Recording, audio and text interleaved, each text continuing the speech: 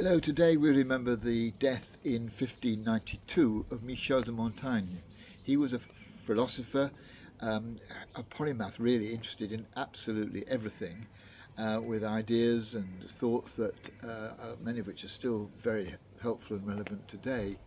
I was interested particularly in the delight he took in human beings. I mean, he took delight in our bodies, in our corporal nature, and the fact that we're made of flesh and blood.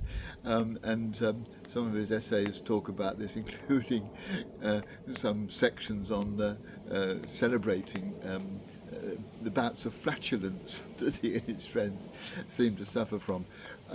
But he also delighted in the variety of human beings there are. This was the period at the end of the 16th century when the New World was being opened up and people were beginning to discover about the Americas. And apparently on one occasion he managed to meet up with some native Indians from South America who came over to France, and he talked them through a translator and asked them what they thought of France. And the answer was, well, we don't understand how you can some of you can enjoy rich and lavish feasts, while, and their words were, the other half of the poorer people suffer poverty. But he commented that here was a tribe who ate the people they defeated in battle, and yet were worried about the treatment of the poor in France. How very, very different we human beings are. Our cultural backgrounds are so very different, and the cultural habits that we get into. And he celebrated this. But he also recognised the fact that as bodies, as human beings, we all have our particular way of looking at things. And he would always try, because of his sense of curiosity, to look at things through the eyes of other people. One of his best known phrases is, "What do I know?"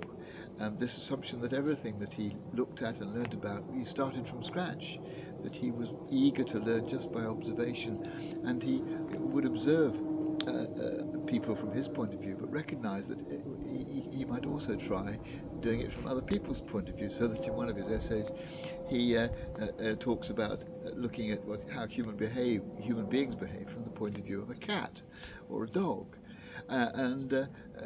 Again, this is a recognition of how different we are, that we all see things differently. We all have our own particular perspective on things.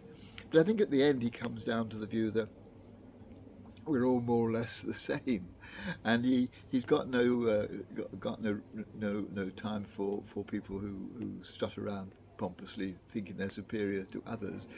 And he comments that actually whether you're a king or a queen or someone homeless in the streets, when you sit down you're still sitting on your bottom. This was his way of saying we're all in the end the same. And so I just enjoyed thinking again about the delight that he takes just in our fellow human beings, and in observing them, and in noticing their difference, but also that in the end we're all one.